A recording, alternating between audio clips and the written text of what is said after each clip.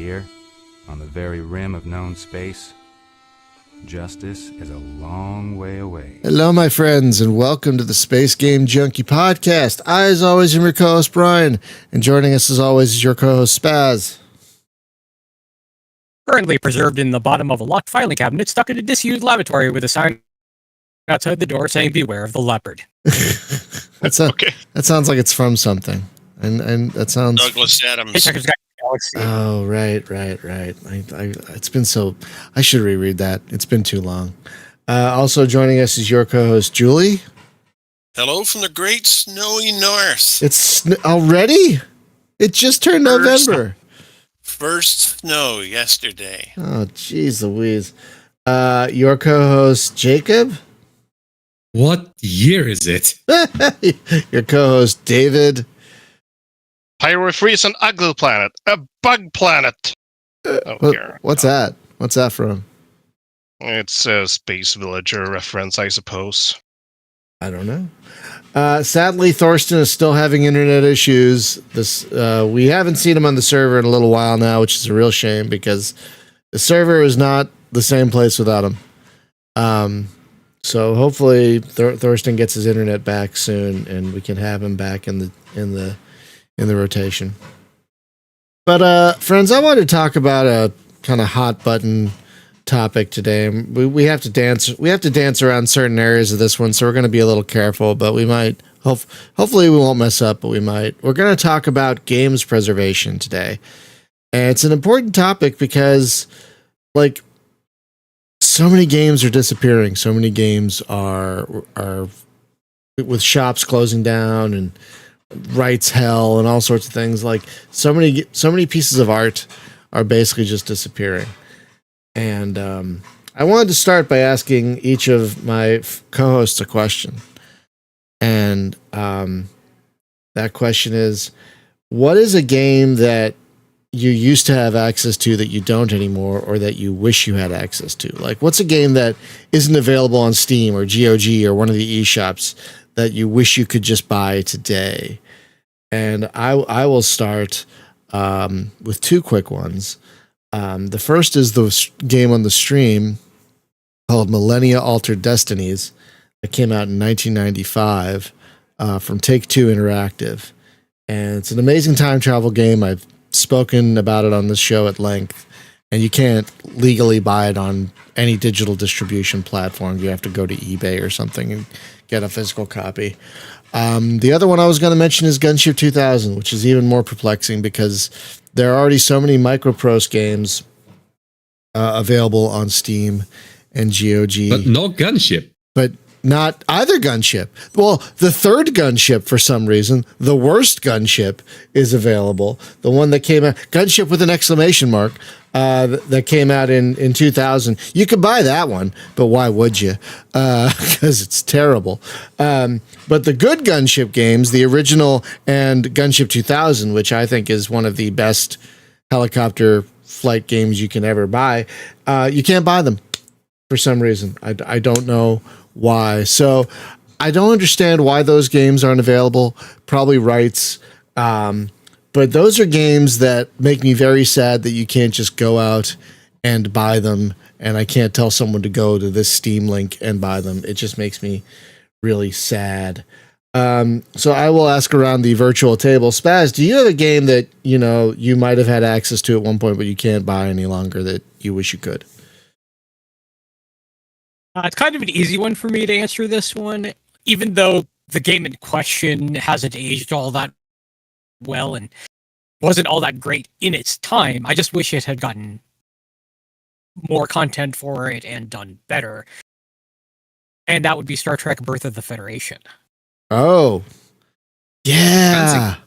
Yeah, like that's another weird one. Like there's some Star Trek games available, but not other like why can I buy Star Trek Starfleet Command 1 and 3 but not 2 or Orion Pirates?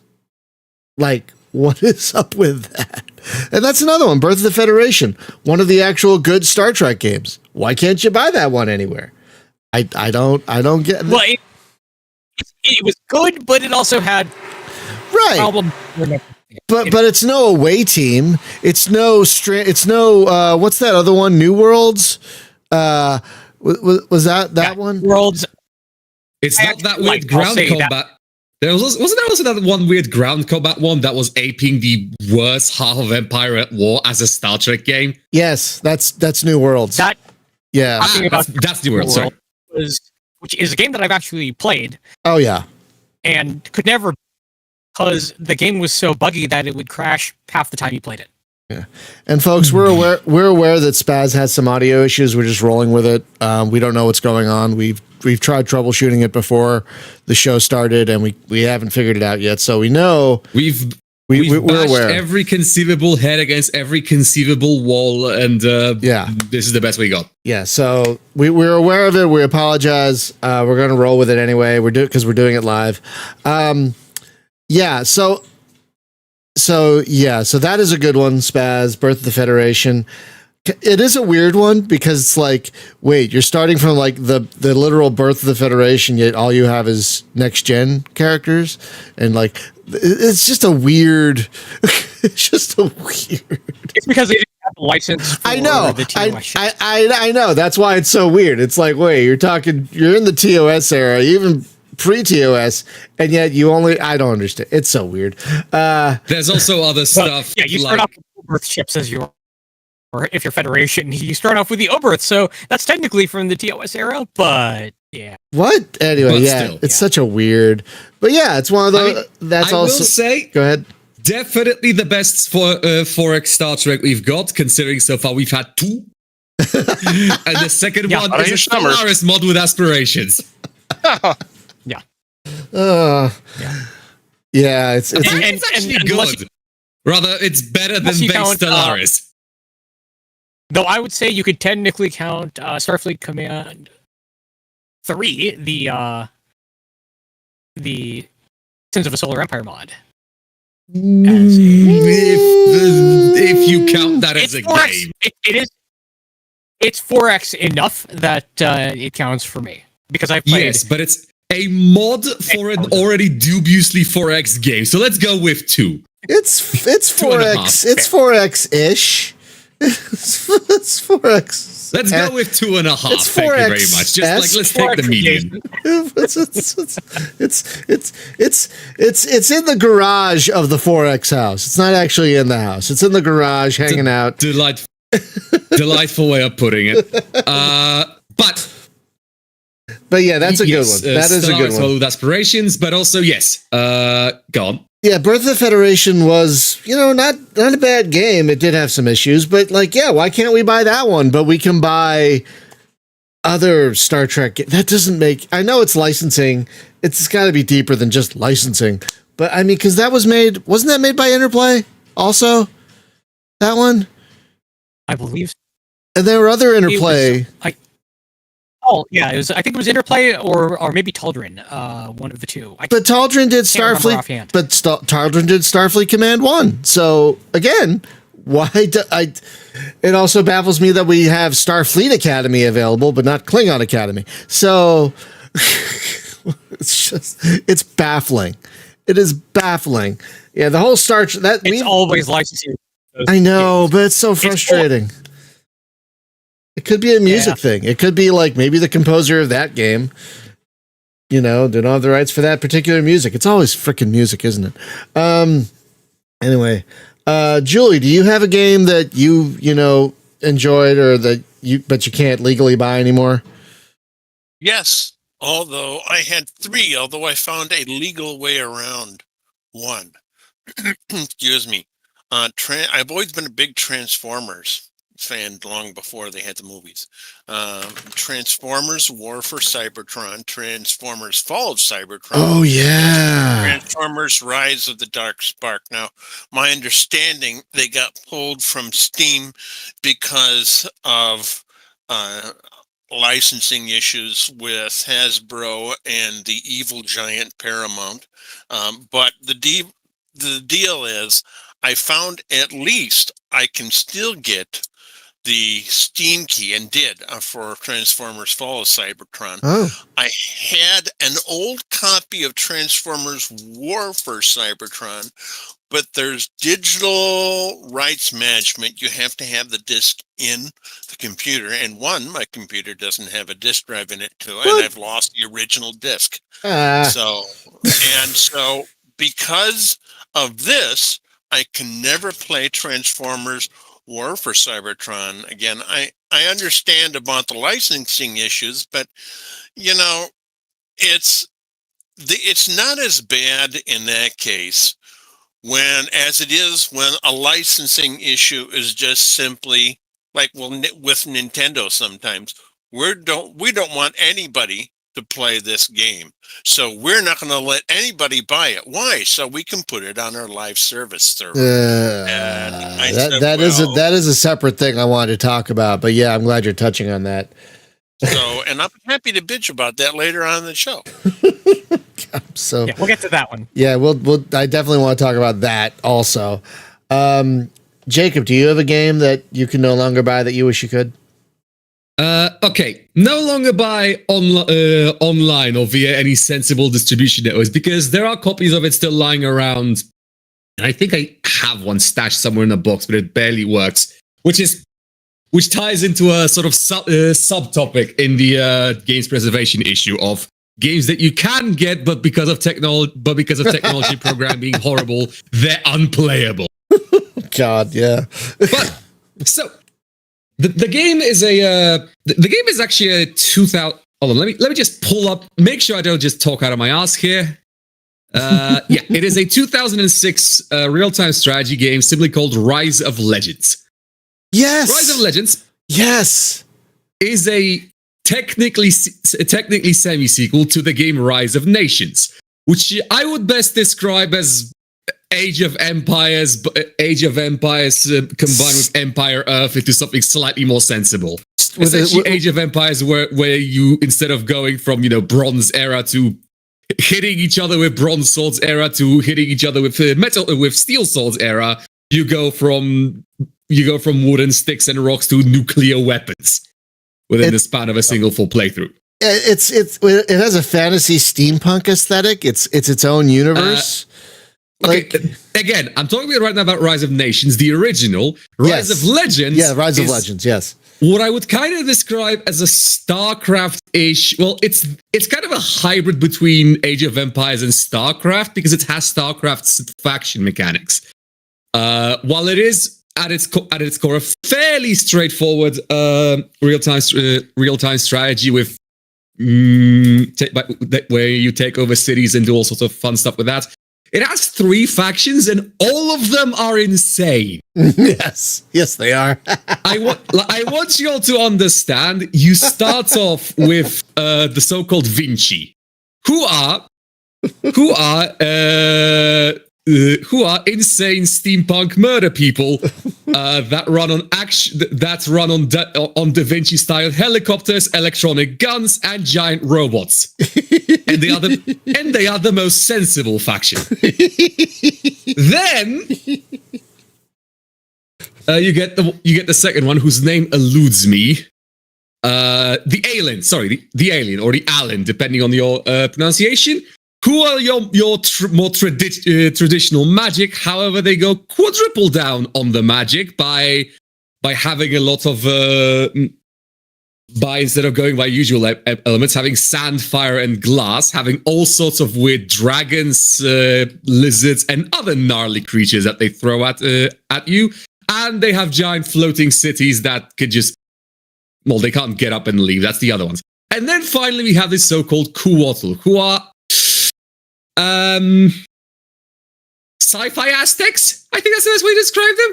That basically they're Aztec-ish people there who had a giant alien spaceship land on top of them, and then they stripped it all for all the technology and are now walking about with laser guns. And then the aliens woke up and realized they could just pretend they're gods and take over the place. So that's fun. So all of that apparently, despite staggeringly great reviews at 84 on Metacritic, the game apparently didn't sell all that well, and the developer Big Huge Games kind of forgot about it. And what annoys me the most is that the previous game, the first game mentioned, Rise of Nations, the Age of Empires like, did get a re-release. It did get a remake, a remaster in the form of the Extended Edition, which works exceptionally well.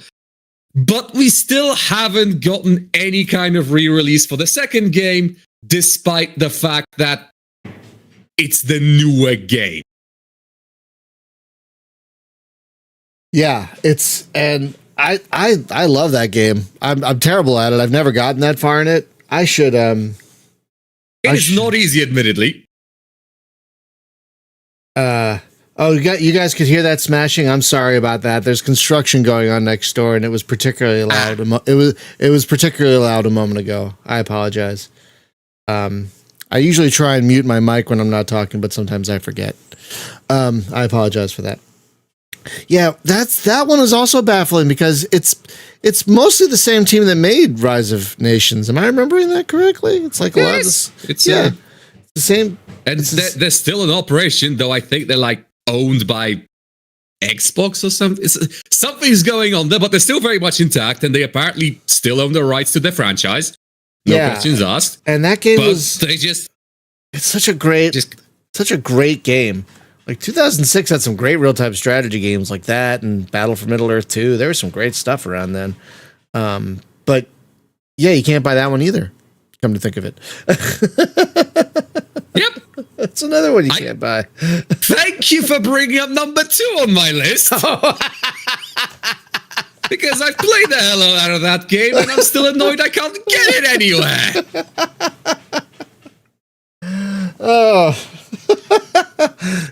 I was going to bring it up later if we ran out of time, but no, I guess to bring it up now. Okay, sure.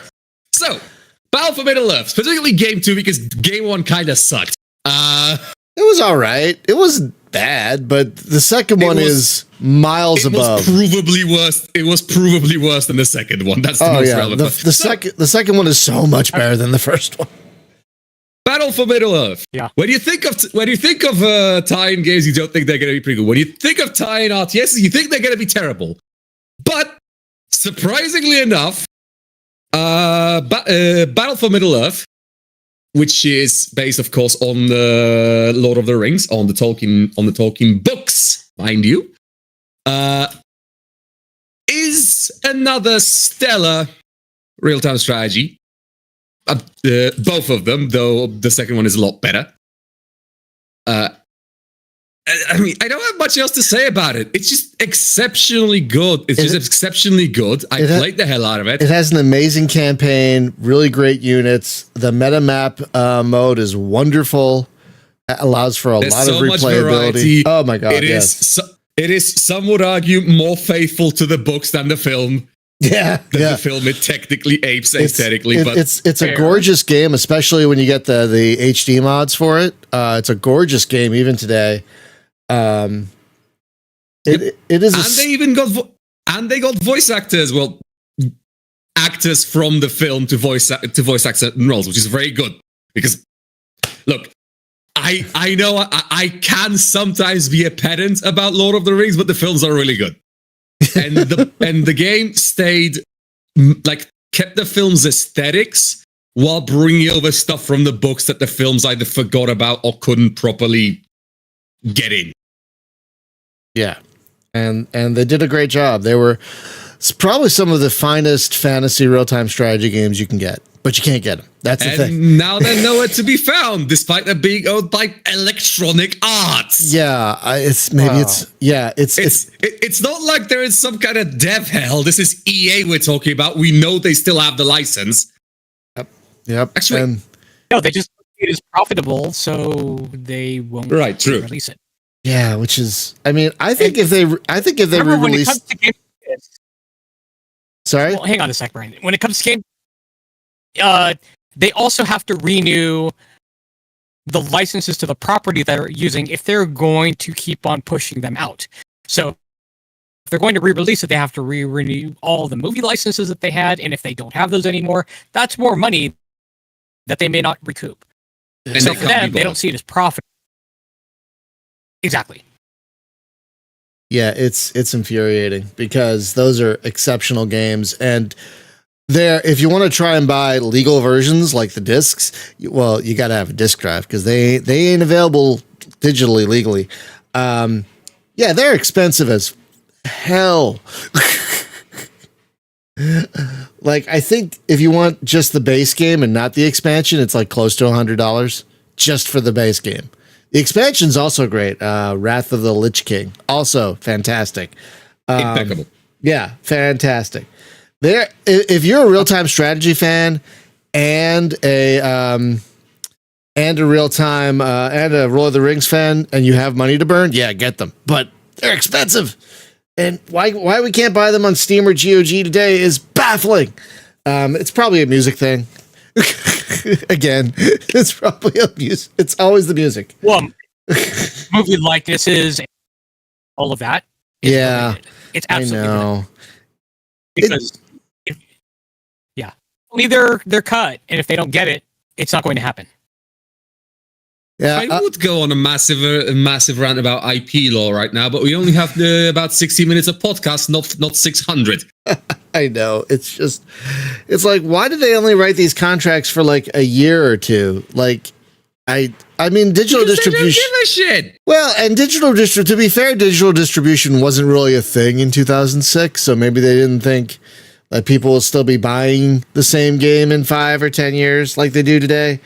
Because like they had to think about actual store shelves back in 2006. So that might have also something to do with it, I guess. But it's just so frustrating that, yeah, two of the finest real-time strategy games ever you cannot buy digitally today, legally. What was the third one you were going to mention? Since we're here. What was the third one? I don't remember having a third one. Oh, I thought you said you had a third one. I thought you said you had 3 of them. I could certainly come up with something, but I don't want to hog all the airtime. Thank you very much. No, that's fine. Those are 2 fantastic picks, in my opinion. Those are 2 fantastic picks.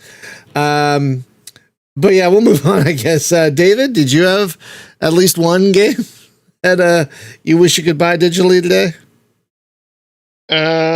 Well, I haven't spent too much time thinking about this, so but are we allowed to talk about MMORPGs at this point? Of course. Like, it's a game. Of course, it's a game. Yeah, okay. Absolutely.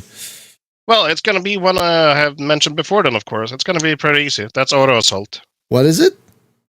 Auto Assault. Auto Assault. Yeah, from NetDevil. Their other MMO.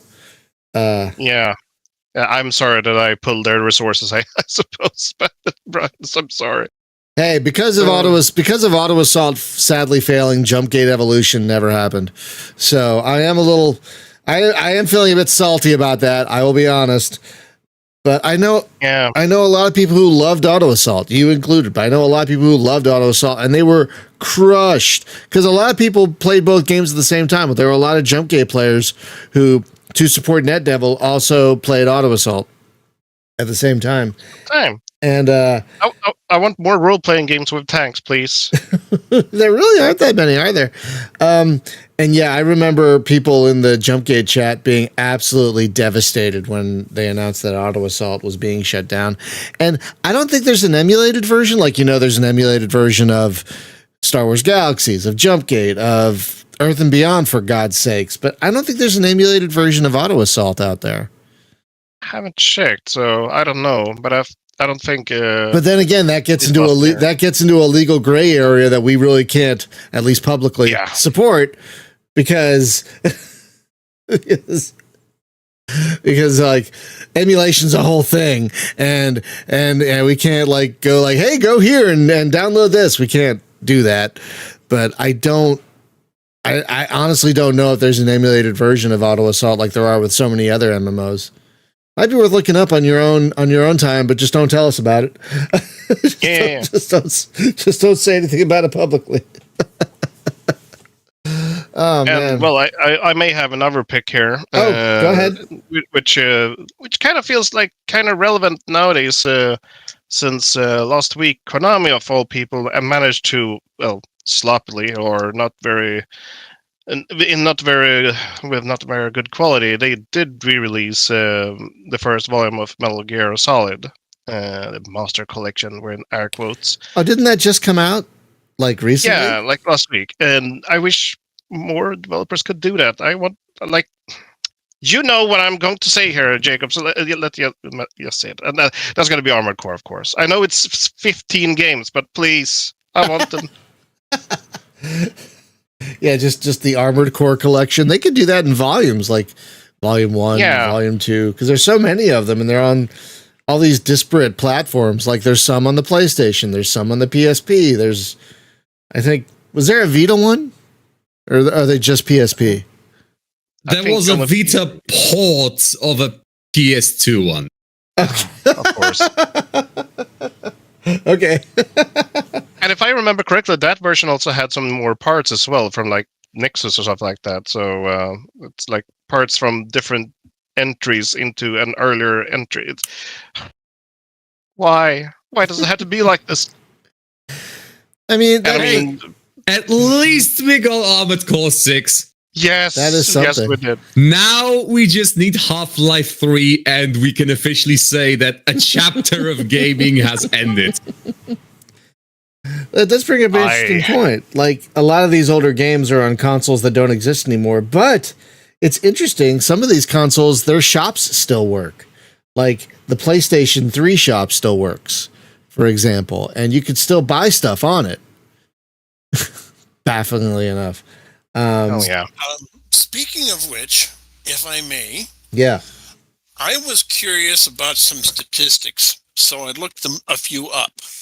Awesome. And that's because on a long trip to see the opening of a temple in Japan, my Game Boy Color saved me from going insane. But I looked this up, and the source is GameIndustry.biz, so I trust it. Of those games released before 1985, only 3% are still available. 85?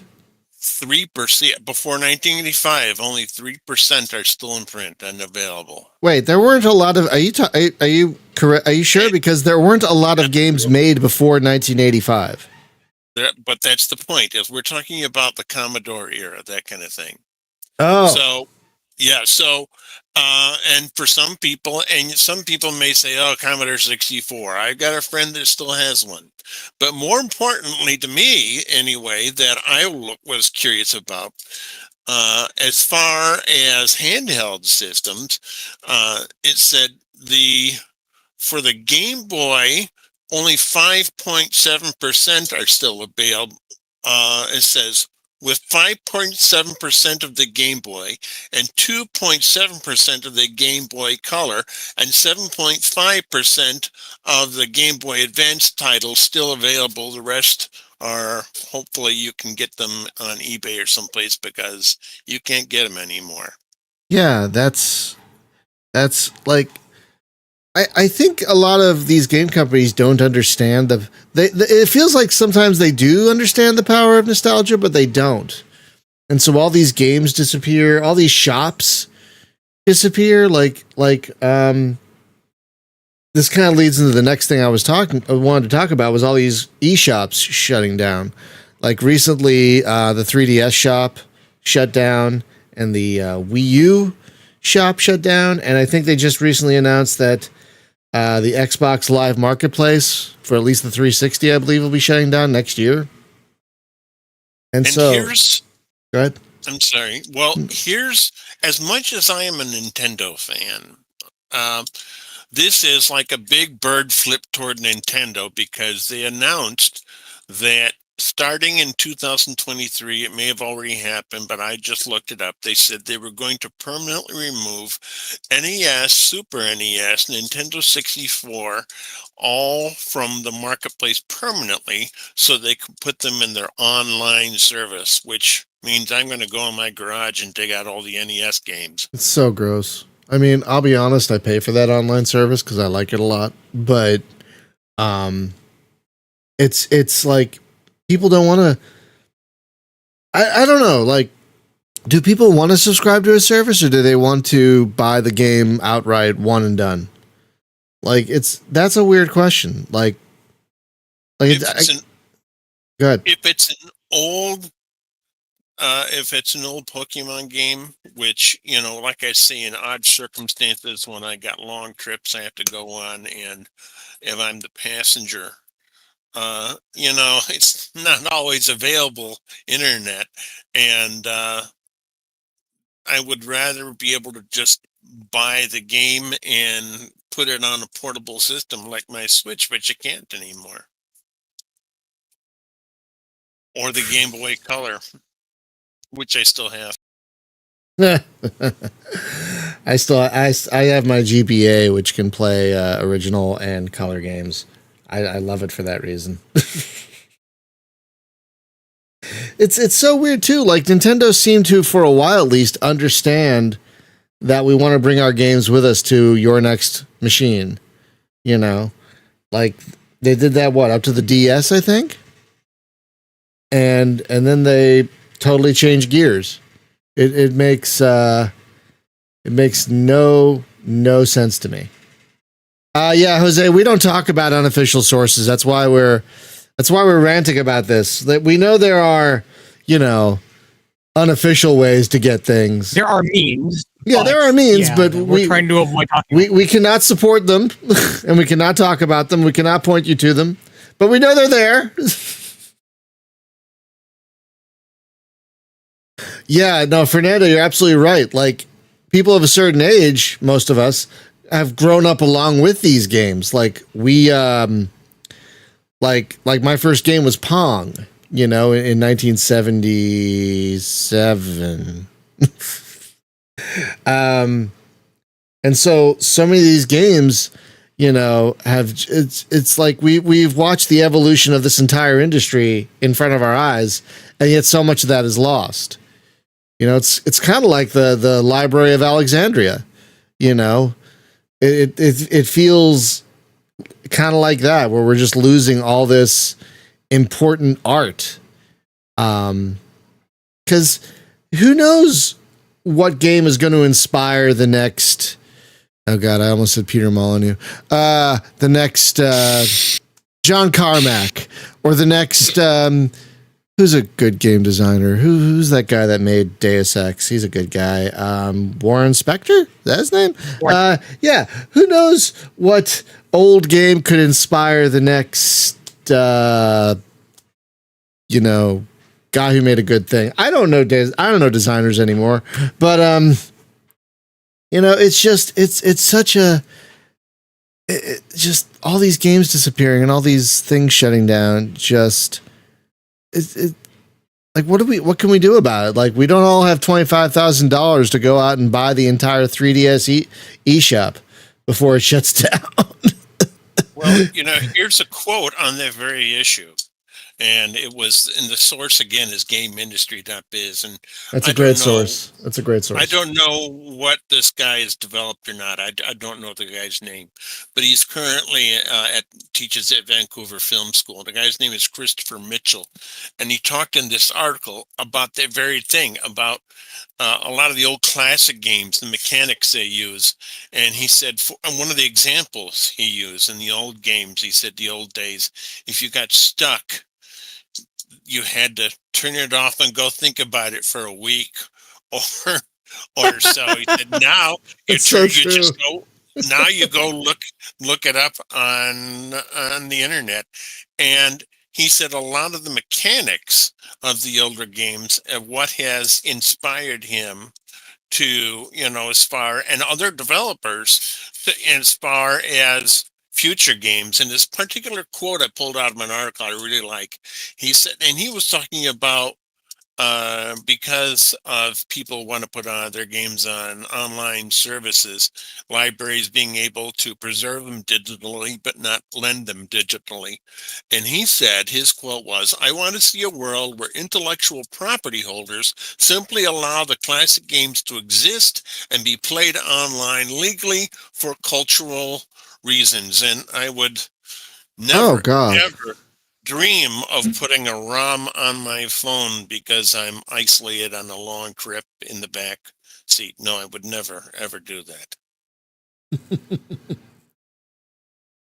I mean, why isn't there some kind of thing where once a game stops being legally sold, it just becomes available to the public? I mean, they're not going to make Because They're IP not- law exists because IP law exists only insofar as it can make some more money. But I mean, if a game is no Well, longer, also, go ahead. I'm well, naive, the so answer please. I would say is because the reason why is because when a game is taken off of services, taken down by its own developers or its publisher, that doesn't mean that the public gets it for free. It doesn't become open source automatically at that point. It has to be a conscious decision by the people working on it to make it open source if they want to make it open source. And if they don't, that's their choice. It's not up to the public to decide that it must be. No, I mean, I do Now, agree that's with the you. reality. Yeah. That's the reality, but also, That's the why do we have it like that? And should we? I Why guess do we is have the question. it like that? Because if it's a licensed game, the people who have sub-licensed their content to the developers for that, they still want to take their cut. If people are still playing the game, even if they're not spending any money, say a revival project, then the people who worked on it or the people who have licensed that still want their cut because it's out there as advertising. That's the other reason why a lot of these games that end up being licensed games that die and are removed from services completely get removed from services completely because it also acts as free advertising. And if they take the IP in a different direction, they don't want comparisons to, hey, this is what you had before. If you like this one, takes away from whatever they're working on. So again, that's the reality. It sucks, but it is also Yeah, I the reality mean, of it. I don't want to demand, hey, publishers, make everything open source, but it would be nice if more publishers and developers were more forward thinking about their legacies, and the legacies of these games, and to be like, okay, maybe after a certain amount of time that no one's buying this anymore, the rights go to the public, that kind of thing. I mean, problem is legacies don't make money, or rather, they're not useful insofar as they don't make money. Yeah, I mean, if it's not a licensed game where there are no IP rights involved aside from those of the developer, then it's a little bit easier for them to say, we're still going to make the game available for sale. We're going to keep it available for sale, but we'll release a source code. And then if you want to mod it based off that source code, you can. Yeah, and I wish that happened more often. Yeah. It has happened with, Free Space and other games. But it needs to happen a lot more often because so many games are disappearing. But on the flip side of that, I want to talk about some positive stuff for once. We're seeing more and more games coming onto Steam and GOG that are really surprising. Like, I had no idea Tornado was going to hit Steam. For example, when I started playing it a few months ago, like, that was a delight. And I'm kind of hoping that's part of a broader, hey, publishers have these IPs, let's start making money off of them, I guess, and putting them on Steam and GOG. Because, I mean, us older gamers have more money now. And we don't want to deal with buying something on eBay and then fiddling with DOSBox and trying to make it work, or buying a damned emulator, like, we just want to get a game and have it work again. And so I think it's good that we're seeing more and more of this happening, but at the same time, it's not enough. It's nowhere near enough. Well, there's also remakes. there's also remakes. Tomorrow, as we record this, Star Ocean: The Second Story R, which is a remake of Star Ocean: The Second Story, which originally came out on the PS1 and is widely considered by many fans to be the best game in the Star Ocean series. It's getting a re-release tomorrow, and I pre-ordered it. I can dive in.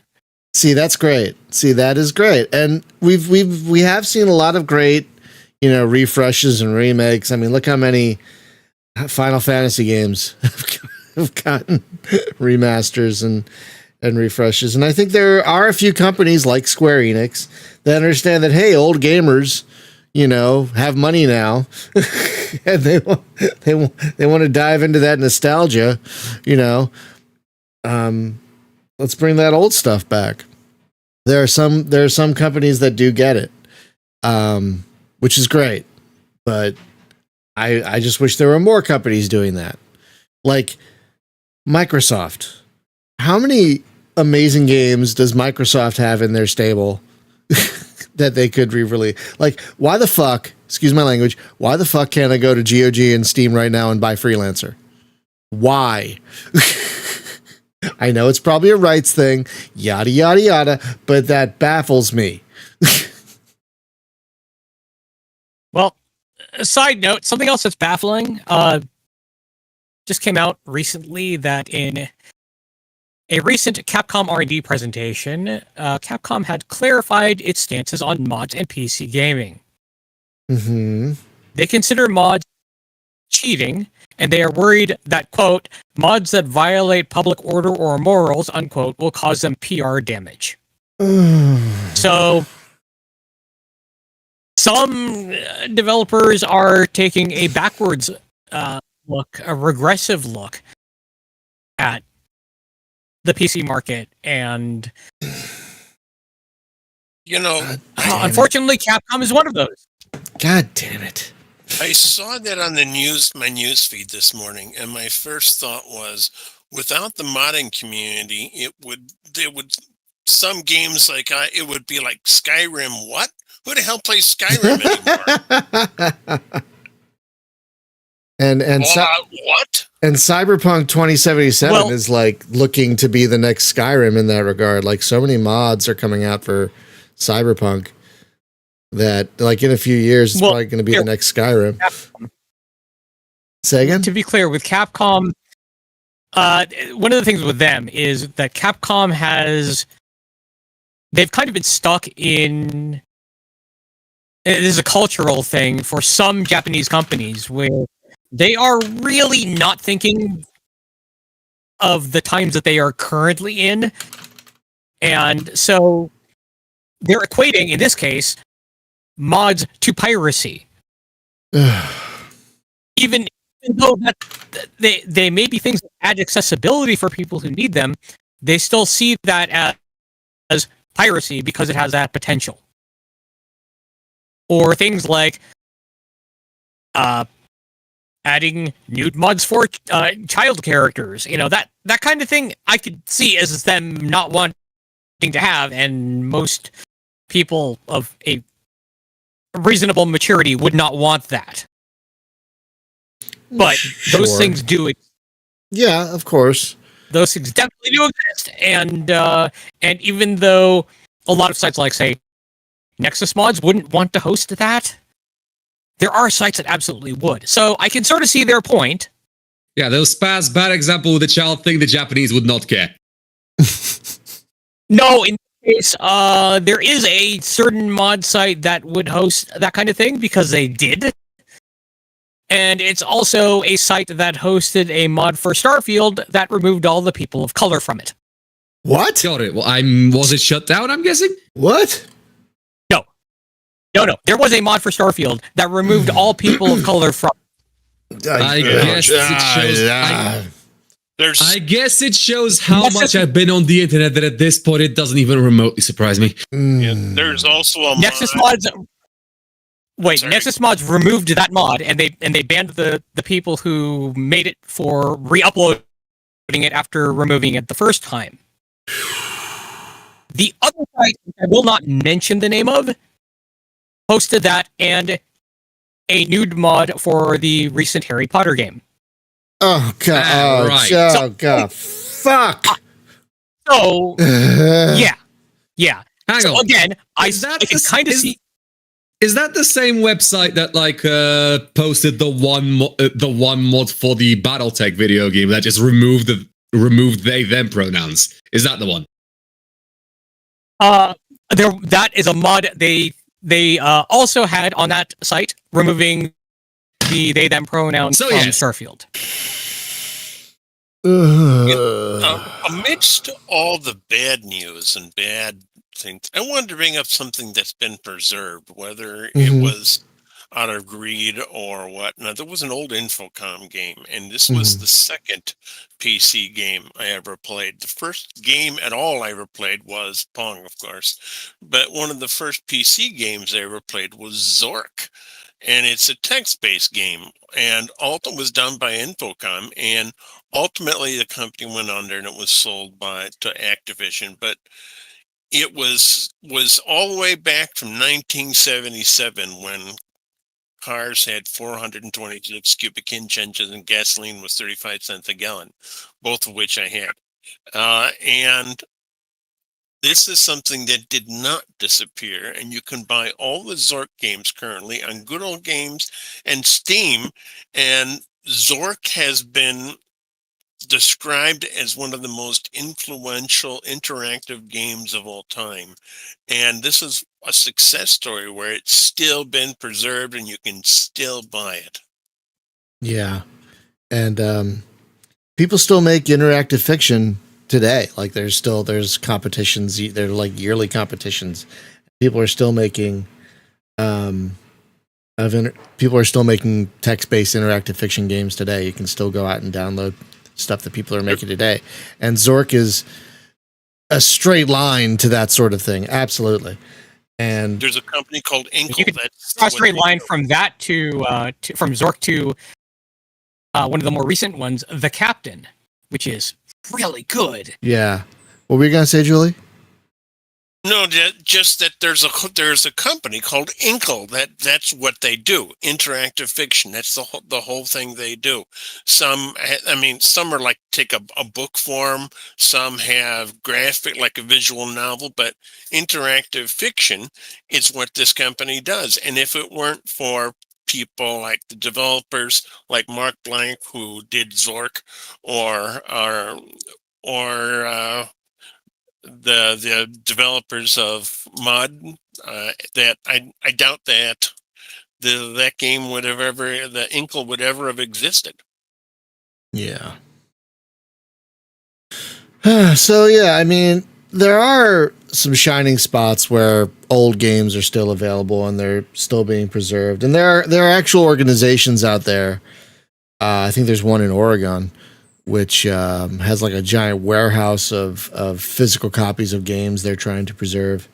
And there are people like reverse engineering, games to try and whatnot. So sorry, I'm very tired today. I'm kind of losing my train of thought. So there are some bright spots in this regard.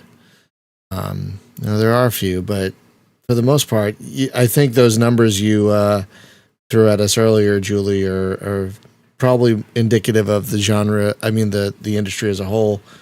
Like, there's probably a single-digit percentage of the total games available that we can actually have access to legally. And it's just so sad. Like, you can't buy the first 3 Elite games. You can get a freeware version called Pioneer, but you can't buy Elite, Frontier, or First Encounters. Even though the company is still very much going. Yeah. And have no reason not to put those up. They'll take Elite Dangerous. They'll take your money. Frontier developments are still very much alive. They'll take your money for. Somehow are still going. They'll take your money for Elite Dangerous, which is, let's be fair, the worst Elite game out of all 4 of them. Elite. Yeah, out of the 4 Elite games, yeah, it's the worst of them. But that Yes, baffles though- There's another example in PT. in what? Familiar with PT? PT? PT.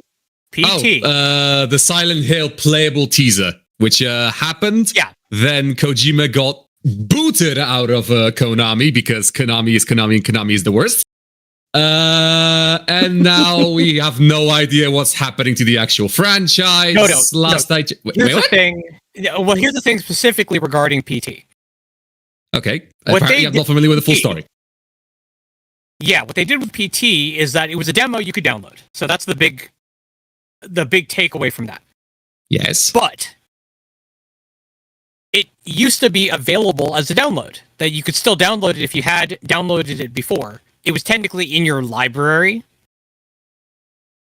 They delisted it completely. And so even if you had downloaded it before, if you didn't have it currently downloaded on your PS4, you could no longer re-download it. So it's just gone. It's literally just gone. The only people who still have it on their PS4s are people who had it downloaded to their PS4s and didn't delete it. Have they been able to get it off their PS4s and put it somewhere? Do you know? No, We don't know that. no. Of all the people who are not preserving games, I wanted to bring up an organization that is preserving games, and it's called the Video Game History Foundation, and you can Google it.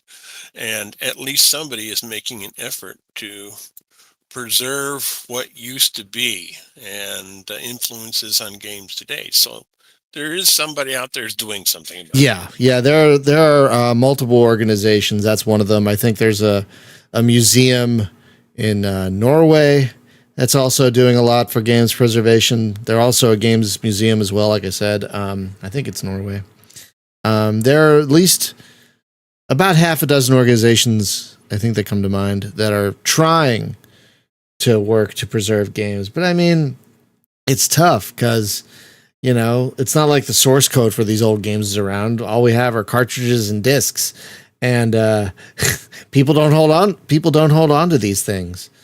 Like I remember, we had the guys who did Sword of the Stars on a while back, and they were talking about how they can't find the source code for the Homeworld game they worked on, and they can't find the source code for the Treasure Planet game they worked on, and they're just gone, like absolutely gone. Just not there. Yeah, like they're just gone, and it's just such a goddamn shame. That's why we don't have an HD remake of the middle Homeworld game. Homeworld Cataclysm. Yes, the good one. Now known as Homeworld emerges because of Blizzard. Sorry. That's right. Shit, I forgot about that.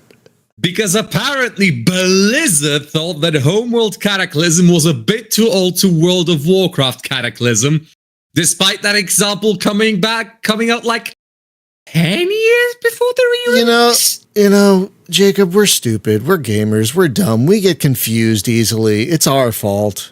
I mean, it's totally our fault. Motherfucker. I fell down the stairs. It's totally our fault. I walked into a door. It's totally our anyway. Sorry. Goodness grief. Probably not the best analogy, but it feels like that sometimes. It does feel like that sometimes. Look, I'm 23 and I already feel ancient. I don't even want to think how y'all are feeling. Thank you. It can be exhausting. You won't have a day where Good. back pain. It's exhausting. You won't have a day without back pain. That's all I got to Yeah, take your pills. It's exhausting. It's exhausting being an older game fan because we know what we've lost. I guess that's the thing. We know what we've lost in terms of games that have just disappeared. What constitutes older at this point, though? Because I'm here. Who's younger than me? Children. Actual children. Yeah, that is. Oh, gee. Something I want. Go ahead. I'm sorry. No, I was gonna say, like, gaming eras are so fast and short that You could call an older game something from 5 years ago, I think, at this point. That's when things start getting older. And anything you could call ancient is pre-2010, maybe? Goodness grief. I know. Well, gaming moves so quickly. You know, it's such a fast industry that... Just remember that we live in a time in which the children of today could be graduating high school and never had lived in a world without the internet. Yeah. Like, Oh, boy. their entire life, they've always had it, and they just took it for granted. Yeah. Yeah. Well, many of us lived in a time before you could easily look something up. Yep. Yep. You know, one thing I wanted to bring up here is that sometimes if games aren't preserved now, sometimes even source codes are lost by accident. Square Enix once lost the source code to Final Fantasy X, and they had to reverse engineer it off a disk. So I think about some of the older games, the source code for Blade Runner was lost by Westwood Studios when they moved to their LA offices. So, and I forget which game it was. I was reading about a developer talking about some older game, and he said, "I know it's in here in this studio somewhere on one of the PCs," and if nobody makes an effort to preserve these, that sometimes it can be just lost entirely by accident. And I just want to bring up on the subject of older, since I'm probably the oldest one here, is I was in a play in college about a Vietnam War veteran, and they asked me to play as Vietnam War veteran because I was the only one who had ever, besides the director, had ever even heard of the Vietnam War. Sea of blank faces. I was an older student. Yeah, I was an older student because I had to put myself through college, and it was about a Vietnam War veteran, and I was the only one in the play in the whole room had even heard of the Vietnam War. That's sad. Just sad. Oh, jeez Louise. Yeah, so I guess let's try and end on a positive note. Can you guys think of a company, or I guess a company, that might be doing the best job of maybe preserving their own games at the very least? Like, is there a company that has been around long enough that they're doing a decent job of trying to save their own library? Because Square Enix, I think, is a couple ideas. I think Square Enix is one of them, right? I think Square Enix is trying to do a decent job. I mean, of course, they're trying to make money with remasters and stuff. It's a bit up and down, but I would actually mention a company that you know already, and that's Standing Stone Games, the developers of Lord of the Rings Online. Okay, that's a good one. How the hell that game has stayed up for all these years, despite all the adversity? I mean, every bigger and scarier MMO coming out in the meantime, and then dying, and then it just keeps going. It's still going. I think you've convinced me to. 11 years old. I think you've convinced me to jump back in. Isn't it older than that? I think it just celebrated 15 years, didn't it? Didn't it come out in 2007? I'll have to check. Steam says 2012. That might be the Steam release. Let me check. I think that's the Steam release. Yeah, I think it originally came out in 2000. Lord of the Rings Online 2007. You were correct. My apologies. So yes, how did it survive that? All these years of trying to be competing with World of Warcraft, with Guild Wars, with itself, with Neverwinter, Elder Scrolls Online, mountains of MMOs coming out over the years, and this one is the one that somehow survives. Even World of Warcraft is faltering, but Lord of the Rings Online keeps going. No questions asked. It's just still there. That's a good point. Still there. And they keep making new expansions for it. Like a new one's just about to come out. There's one coming out soonish. In fact, I still remember something that happened recently. Basically, Amazon is trying to do another MMO because the first one went so well. Oh, yeah. And it is going to allegedly be one based on Lord of the Rings. Yeah, good luck with that, guys. Good luck with that. Well, yeah, that's the thing. When one of the shareholders was politely asked, "What are you gonna do about all the people playing Lord of the Rings Online?" He went, well, I expect all of them to just move over. That's what he said.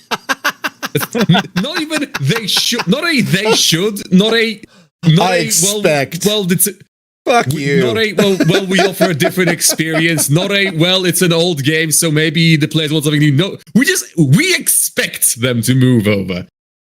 I think To I which might. the developers of Lord of the Rings Online politely tweeted out, don't worry, lads, we're not going anywhere. I've been thinking of resubbing to Lord of the Rings Online recently. Maybe I should get back into it. Jesus Christ. I got back into it recently. I'm enjoying it. Yeah, Got paid for it, but it's really fun. You can play a lot for free. You can play a lot of it for free. Yes. There is so much in the game. Not as much as Final Fantasy 14 for free. My God, but you can play a lot. Yes, but also FF14 has more stuff in general, full stop, and also has the never-ending might of Squeenix behind it, along with one of the best developers in MMO history, and also having made a game, realizing the game sucked, and then salted the earth. Yeah, but that's a whole other thing. Side note: Captain Ply in the chat brings up EgoSoft as a company doing a good job of preserving their own library, which is a good one. True. That's a good one. That is true. That's a good the one. The X games are all still playable. Yeah, probably from the very first one. Yeah, that's a very good one. That's a very good one, Captain. Yeah, I was gonna say the folks behind, well, sort of the folks behind EVE Online are doing a decent job because their game is. It's well, yeah. I mean, EVE is. How many disappeared? Yeah, I mean, yes and no. I mean, EVE Online is still going. It's been going for, what, 20 years now? Miraculously enough, yes, it's somehow still chugging along. Somehow, but they've had a lot of other projects that have disappeared by the wayside, so it's kind of a mixed bag. Though I feel like, first of all, we should start wrapping up. And second of all, I feel like we should wrap this up on, the highlight of preservation, which is Volition Entertainment, now Deep Silver, in their dying breath, releasing the source code for Free Space 2. Yeah.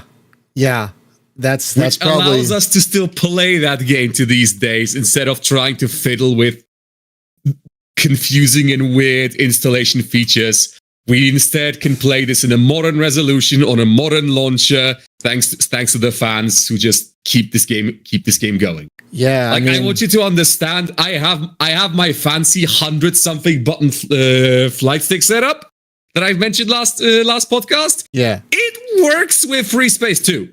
That's amazing. It just works with the updated Free Space 2. It just does. No questions asked.